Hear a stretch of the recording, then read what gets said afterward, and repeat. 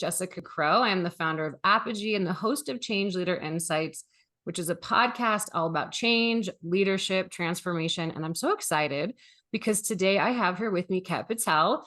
Ket is the founder of Change Agitators. He's a Change Management Institute accredited master change practitioner with 20 years of experience. He is a consultant. He's got a lot of wealth of knowledge that I am so excited to tap into today.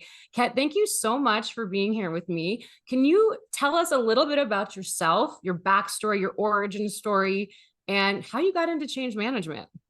Yeah, thanks, Jessica, for having me. And it's really great to be on the podcast, just talking to someone who's equally passionate about this work we do. The backstory, where to start. I think probably like a lot of people that find this profession, they spend a long time doing something else. So my something else was I was like an analyst, a data analyst. I became a project manager. I led a team of project managers, and I kind of looked at the way we were delivering projects and went, this just isn't working for people that are meant to benefit from it. Yeah. And then lo and behold, that's sort of like 7, 8 years into my career, I found this notion that, actually the way you present information to people, the way you engage them in a change you want to make actually is quite an important aspect of trying to land it and get the benefits out. So it's the other side of projects. And then I just went, well, no one seems to be doing it that well. Like it kind of focuses on a couple of things which always get squeezed, like training, or actually the comms is like just to senior stakeholders. Yeah. So I kind of, this isn't difficult to do better. So I started to sort of dabble in change management as a project manager and just went, actually, this stuff is way more interesting, getting to kind of speak to people. And and then I noticed that actually the way lots of organizations do projects is very mechanical. And it's not really an effective way to do it in volume and in ways that bring a good experience, a good employee experience to organizations. So I just felt to me that there was actually an organizational benefit to doing change management on top of just getting projects done effectively. So that's kind of how I've sort of navigated my career to now, is sort of just getting closer and closer to what does it mean to do a better job for every employee when it comes to change. Yeah. And well, what's really cool is that, and very accurate too, I would imagine many people don't go, they finish school and start as a change manager, right? We find our way there through the observations, the conversations, the results we're seeing in an organization. So I love that you had that journey to get you to where you are today. And it led to some insights and perspective for you that led you to create, I believe it's a nonprofit, a community that you're starting to help people start to think about change management and what that means further upstream, meaning as students or as young professionals. Can you tell us a little bit about that community and how that's going, and why you're so passionate about helping people grasp change management earlier in their careers? Yeah, it's a little bit of a venture that I have no idea where it might go, but it feels right to do. So the venture is called Change Reactions. It is a community group aimed at new people to the field. So I think one thing is that the field itself is kind of very difficult to navigate. If you can't, if in my head, I think of organizational change as the broad field, and then you've got change management, project management, business analysis, OD, HR, lots of these sorts of people-focused roles and change-focused roles, but no real easy way to necessarily know where you should start and which type of role offers what and where the overlap is. So I wanted to try and make that simpler for people by really sort of creating a space where people can talk about their experiences early on and learn from one another at similar places, which is what the community is aimed at. But also as an outreach is to kind of say, well, look, there's a credible career in this as well. So it's not just, you kind of want to sort of make that career path easier for people, but I also want to attract people to it. So like if we attract people but don't give them the clarity when they get here, it becomes a bit confusing. But so we've got to do both. So that's what I'm trying to do with that group.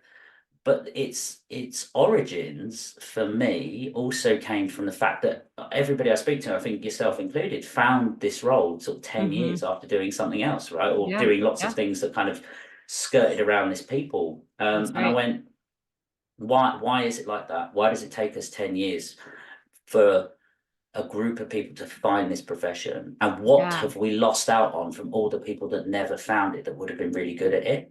So Yeah. I'm like, there's an opportunity missed, that there are a whole host of people leaving schools, universities, and they never find this career because they find something else that grabs them, and that's what they spend their time on. Now, arguably, they do find it because they end up in that cycle Yeah. of sort of finding this stuff interesting. But I do think we lose probably some of the talent, and also it's the thinking Yeah. that is there at the beginning of your career is very like optimistic, energetic, Yeah. and then most organizations knock that energy out of people, and then Then you you fall become into operation. jaded and yeah.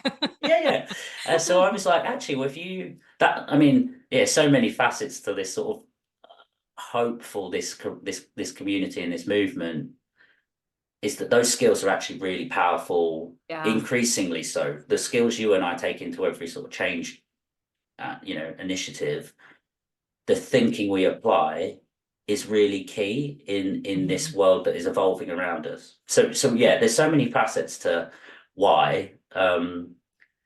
There is one more actually, but I'll just pause for Yeah, no, breath, really. yeah, well, I was going to say kind of two things. The fact that we aren't thinking and finding this sooner in our careers has had an, I'm not going to say a negative impact on the profession, but we haven't made considerable gains in terms of the results. Like you provided a stat, right? From, you know, we've got 60 years of theory, 30 years of practice, thousands of logs, articles, lots of information, but our ability to increase adoption has just marginally increased over that time span.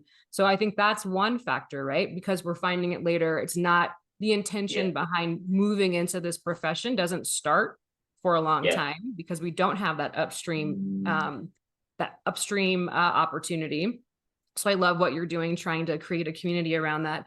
The other piece that I thought was really interesting to this, because it does get into culture and creating places where people love to work, and also, you know, the organization's a captive audience. You talk about in an article that you wrote. So everyone go find Change Management Needs a Prevention Strategy. Ket wrote this article and it's fantastic. You talk about how a lot of what we as change management leaders do is ask questions, think critically, but also there's some core elements that you saw being developed in younger people, like mindfulness, resilience, self-reflection. And there's a link between that and change management and mm, organizational culture. So I don't know where you want to lean in, you know, kind of like diving into what's happened to the profession as a result, or why, if somebody's early on, like this is such a valuable place to go yeah. explore. That was one of the other points I wanted to make actually, is that Yeah. the article was kind of the emergence of this idea that something isn't working in the way we're doing things now, and Yeah. I think the exact stat was like over 10 years, 36% of organizations that were surveyed had a change management office, a sort of structural focus on managing change better. And that Mm-hmm. went to 40% 10 years later. And then you Mm-hmm. consider all of that effort that's been put in and the amount we talk Mm-hmm. about it. And it just to me said, well, why is it struggling to have that impact? That's good, it's progress, but it feels like for the volume of effort expended, it doesn't feel like great Agree. progress. Yeah. And then I happened to just be reading something around the way the fire service in the UK had had its budget slashed, but Yeah. managed to still reduce the amount of actual fires they had attended. And the way they did it is they went on an offensive campaign of education. Yeah. Um, and by informing people, they armed them with the ability to stop things before they got to the point where it was needed. And Mm-hmm. that to me was like an interesting flip of the way we educate. And Mm-hmm. I kind of went, well, what happened to me when I went into my first job? I was told this is how things work. It's always been like this. Don't try and do too much stuff differently. Like it works like this for a reason. And so I had all this energy to try new things, do things differently, and to push things to be better, but I was told no. And Right. then if you don't have that kind of persistence around that mindset, you'll just fall into the no category. You'll just be, oh, okay, that's the way it is. And then you become Yeah. that person. So I kind of went, well, hold on. So we're creating this ourselves. If we Yeah. just took a step before someone got to that point, before they went into an organization, and actually gave them the confidence to say, I know you're saying no, but I don't buy your no. Just because you've got more experience than me, I Yeah. know that this is a better thing to do, because look at the impact it will have. And having that conversation is often, well, not having that conversation comes from not having the confidence to know that it can be better, and actually being better Yeah. is something that you have to drive. You have to have the agency in yourself, right? So for me, it sort of came full circle to, okay, well, that's a really big benefit. Not only do we currently lose out on really good people because the profession Hmm. doesn't make this connection, but Hmm. actually organizations as a whole create change. They create this level of resistance by telling people when they come in who are hungry for kind of just learning and new stuff. Don't worry, pretty little head, about that. Do something. Do what we tell you, and worry about change when we tell you to worry about change. Hmm. Hmm. Instead of just allowing people's kind of natural, you know, curiosity and desire to improve stuff to kind of have a place. So I felt like, yeah, we need a prevention strategy within the Yeah. change management field, that we need people like you and I less over time. It's not that we would never need people like us, but the roles we would play would be very different.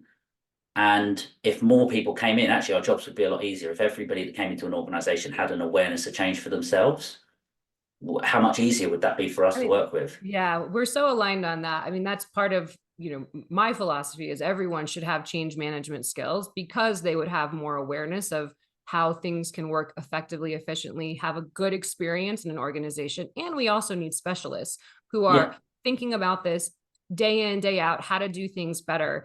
As you were talking about, kind of explaining the the construct within an organization that prevents people early on from being able to make those changes, how cool would it be if everyone did have that awareness of, hey, the term fire drills exists for a reason. Mm, I think most organizations, they have their strategy, they have their plans, but we spend so much time dealing with fire drills and pivots. If everyone understood the implications of when we make a decision to implement a change, whether it's big or small, and we connect those dots and we think about the big picture, we have that macro view and then plan accordingly. It would be, I think organizations would get things done faster.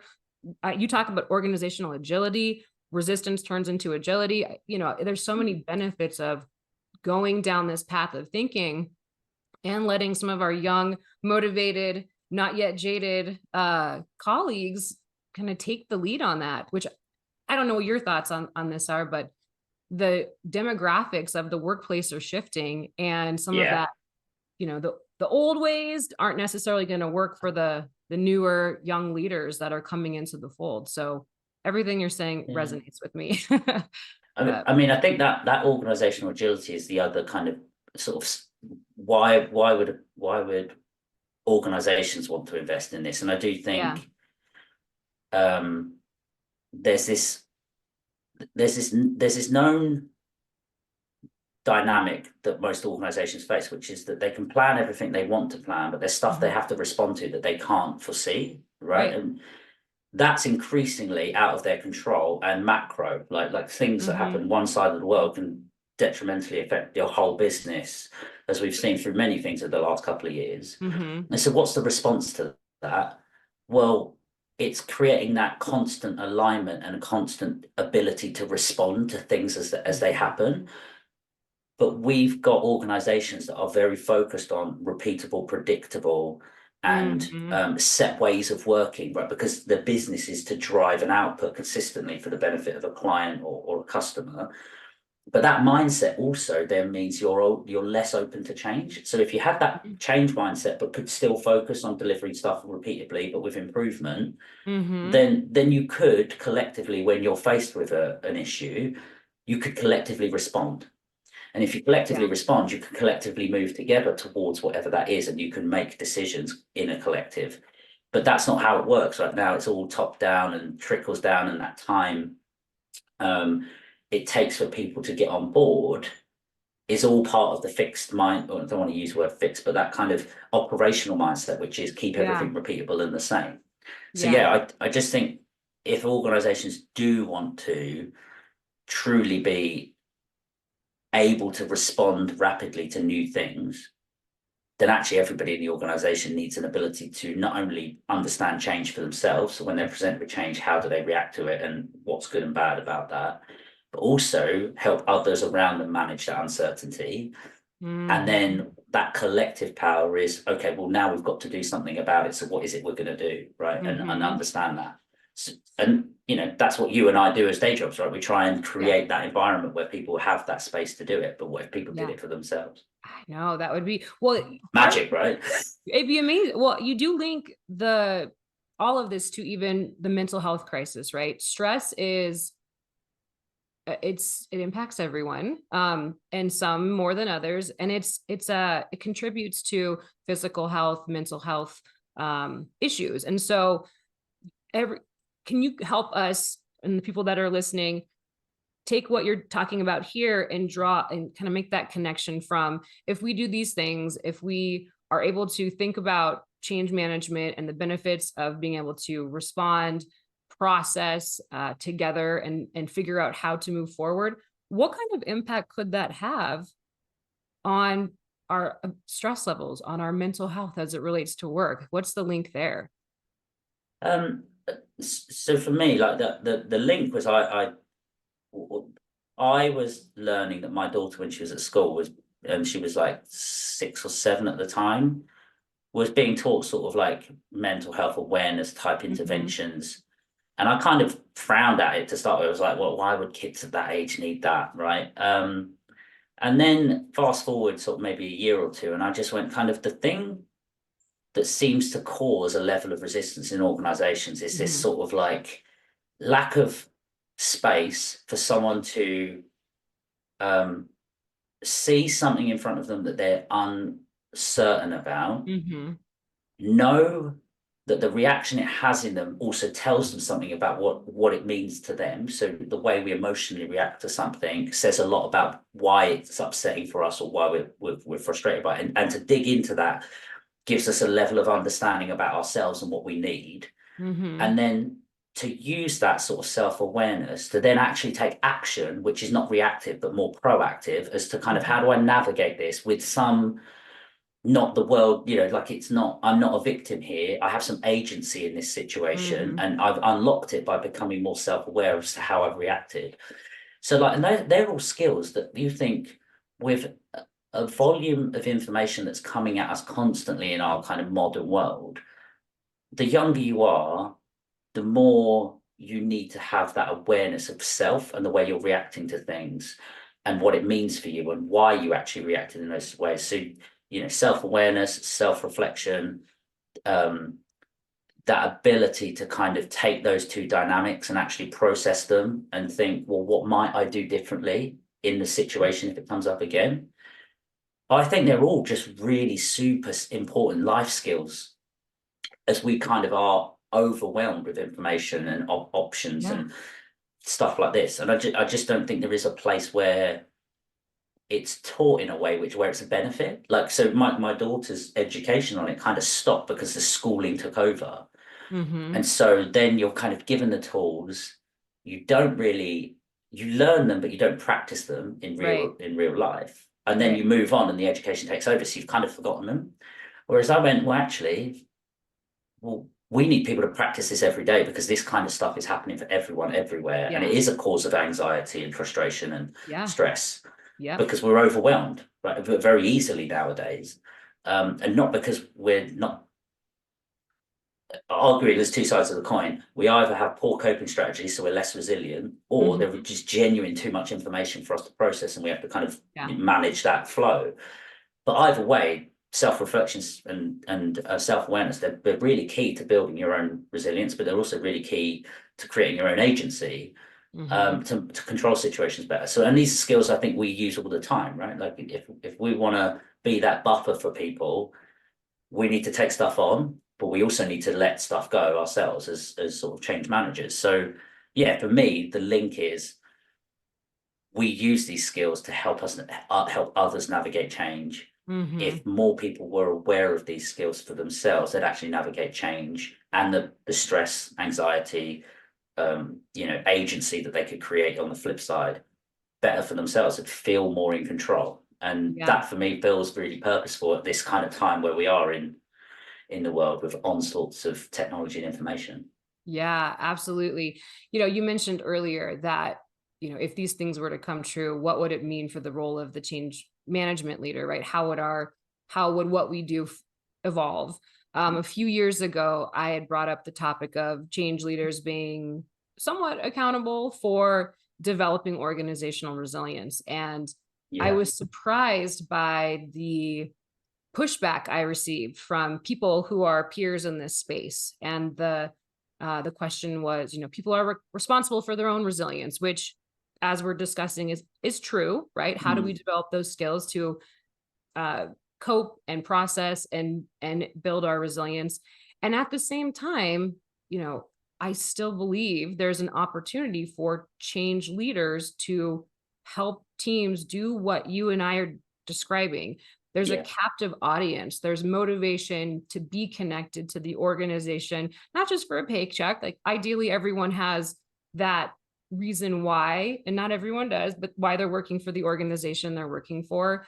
What are your thoughts on the role of change management leaders, change leaders, having a formal, should our training evolve to give us the skills to lead self-reflection activities, to have those mindfulness tools and techniques that not only, that we leverage and apply as part of our practice and process? What are your thoughts on that?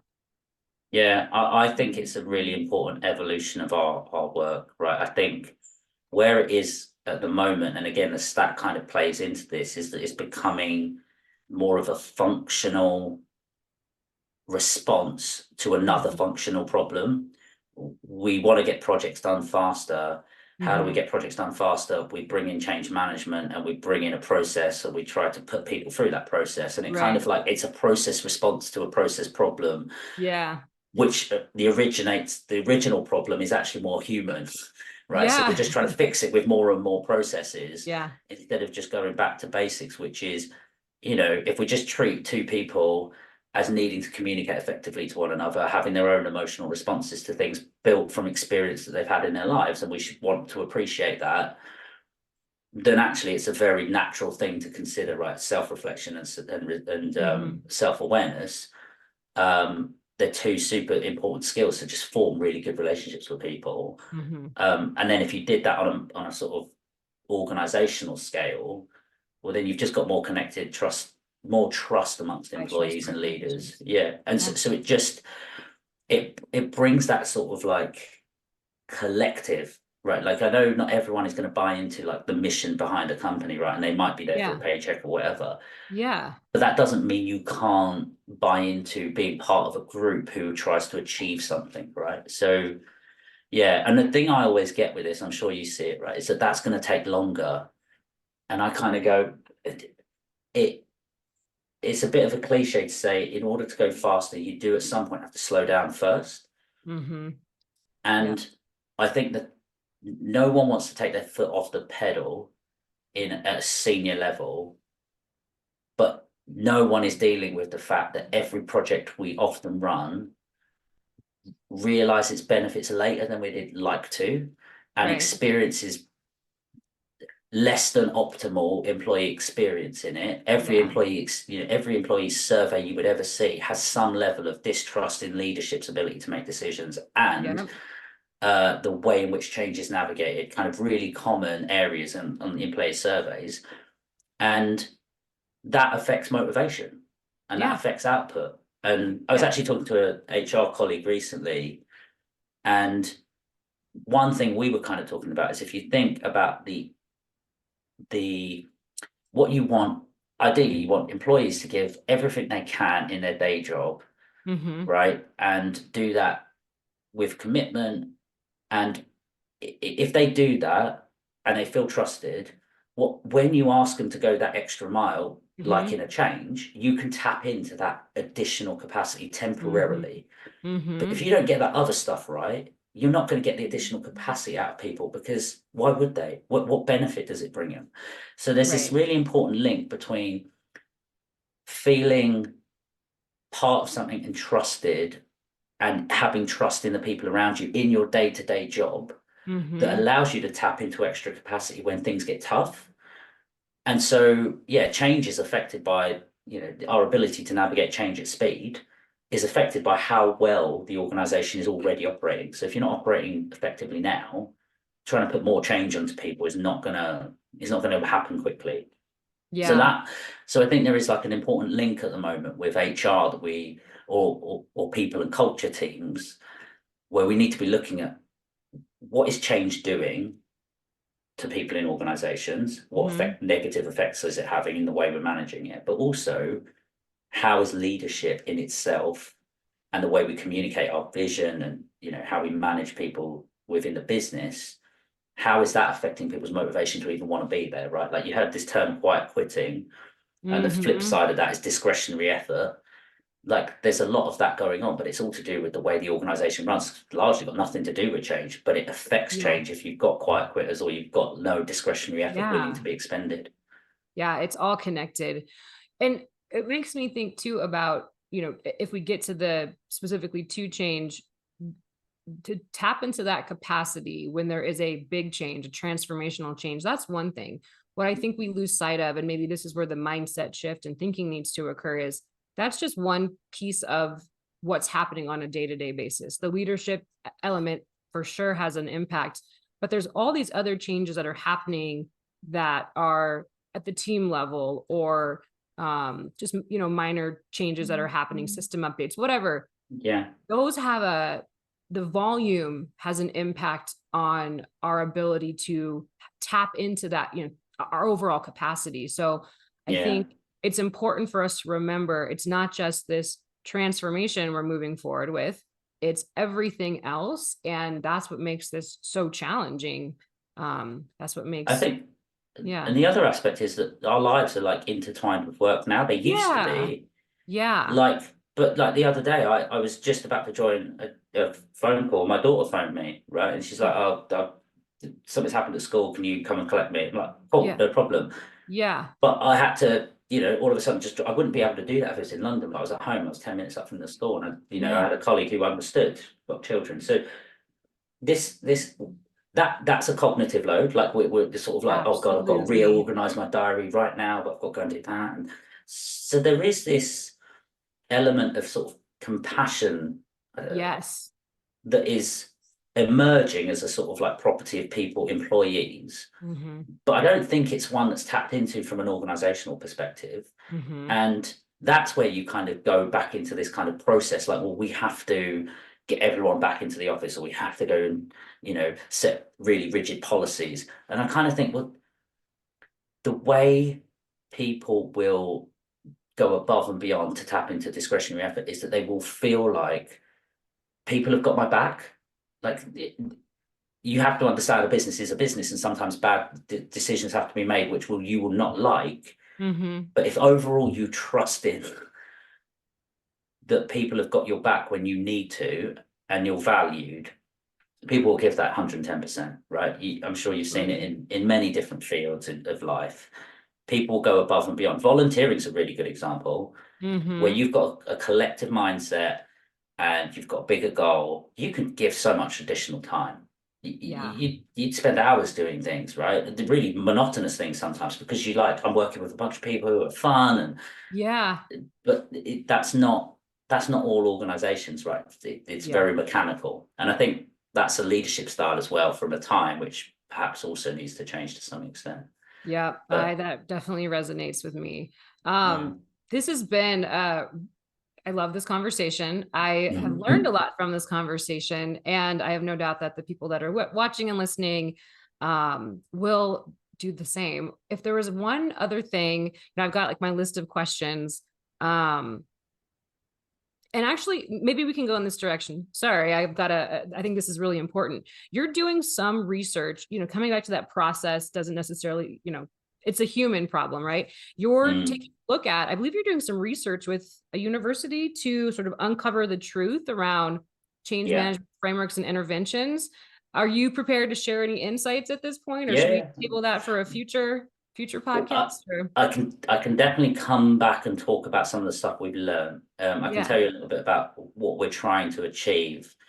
So, you know, the work I've done has largely been just logical to me. yeah, Like, of course, you would go and talk to people, and of course, you try and figure out how it's going to affect them, and then provide them some level of support to help them over that learning anxiety. And this is all just in my head and completely normal. mm-hmm. Um, but a lot of what we advise, because it lacks evidence and can be a little bit like, wouldn't it be nice if we did, like, if like it's a nice Yeah, to have, it's presented. It doesn't get the backing of senior leaders, right? They kind very of look true. at it and go, it's easy to kind of, I don't buy it. Show me the numbers. Yeah. So for me, what we're doing in this research, and we've partnered with a university in the UK that supports people who have already got careers but want to continue their education. So it's like Mm-hmm. it's called Birkbeck University, Mm-hmm. um, and there's a master's program that has students that come in every year, and we set them topics to go and investigate. So one of them is, what are the skills that would best suit line managers to effectively lead change in organizations? Mm-hmm. Um, and that, as an example, is, I spend a lot of my time talking to team managers and sort of coaching them a little bit and trying to help their teams feel Yeah. more certain about what's Absolutely. coming. So what we're trying to do is bring evidence to the things we advise, so that when people challenge us to say, well, show me how this actually makes a Mm-hmm. difference to my business, we can say, well, here you go. We've done Yeah. some research. And Yeah. so that's, I want to, this idea of evidence-based practice for me is really important. I think HR is spending quite a bit of time in this space as well, because again, they probably come under the same challenge of, Mm-hmm. it sounds like nice to have to do all these things. And I think, the importance of like understanding psychology and what motivates people, that they're not easy to grasp, but you do Mm-hmm. need to have some things to lean on that people trust, and people trust in, well evidenced research.